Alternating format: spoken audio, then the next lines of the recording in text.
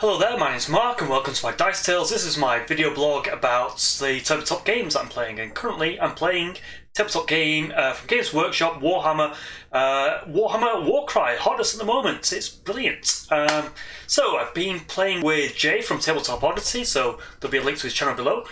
He's got a much longer version of this video, so the reason I'm doing this vlog is one, to learn new skills, but I've been posting photos and little stories of my games in various online forums and Facebook groups, and this is like taking it next stage further. So right now I'm just learning my video techniques and editing, and yeah, I want to see where it takes me in the end, to be honest. I always find that when I watch other people's, I'm sort of scrubbing, I'm seeing the beginning, I'm seeing the middle, and I'm scrubbing to the end.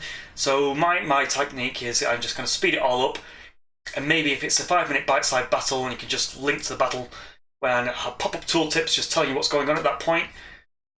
It's just a different approach, something different is what I was aiming for in this vlog. So let's get into the battle. So I'm playing Jay from Tabletop Oddity. He's bringing the Flesh Eater Courts. I'm bringing the Untamed Beast. It's some of our first games. I've had about 6 games now, and I don't know how many Jay's had, but I think it might even be his first. So let's get to the game. Goodbye.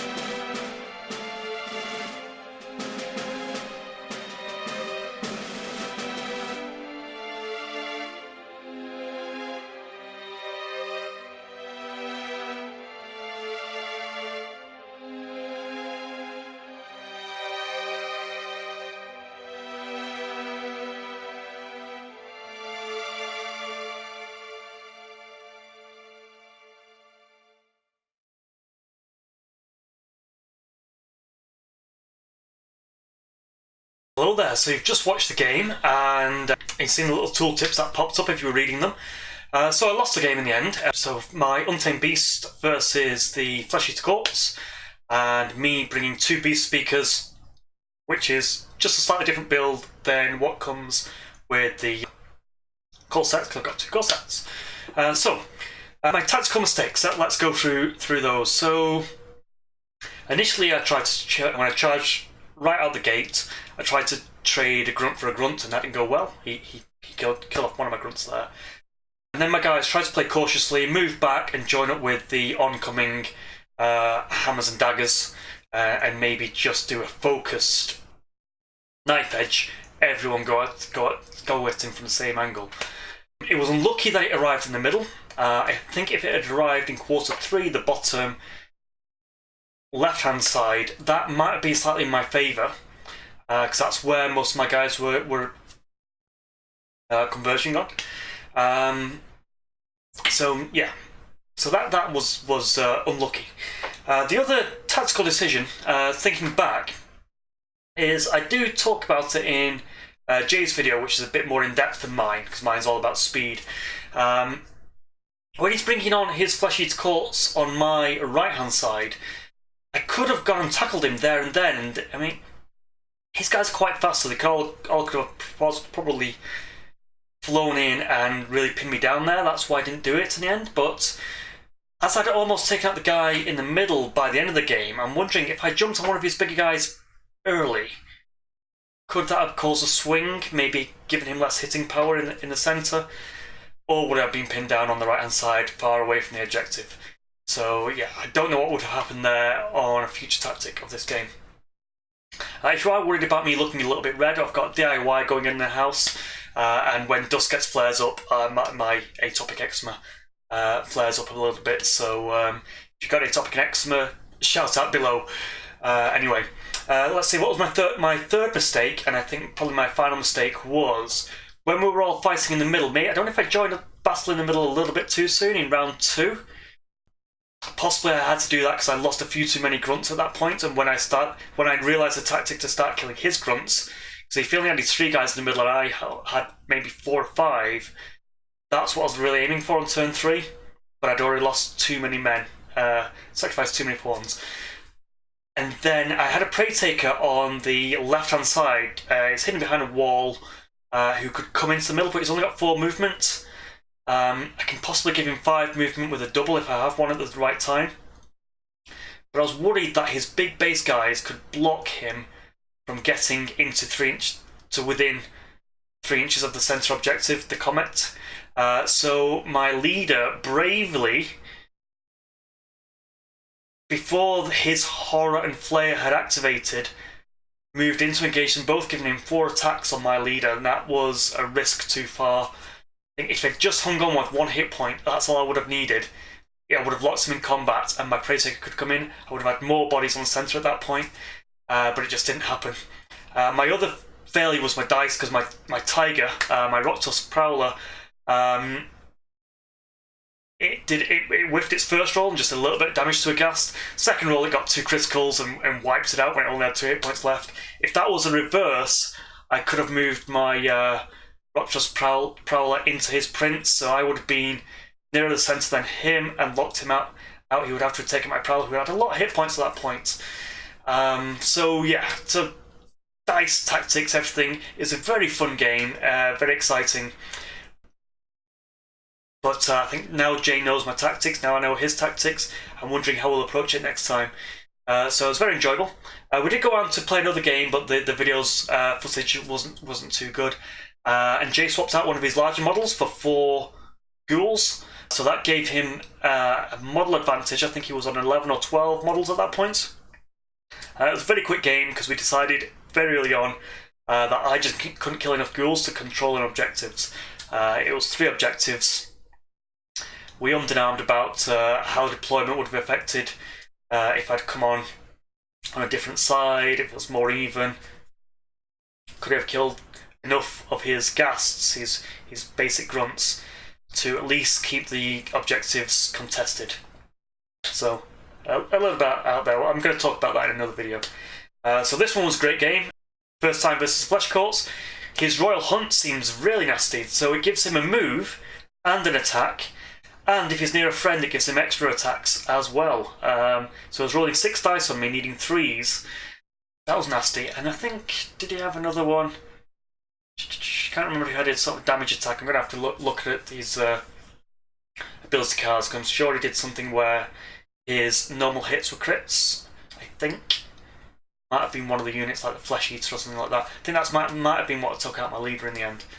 But anyway, yeah, enjoying it. Early days to draw any conclusions.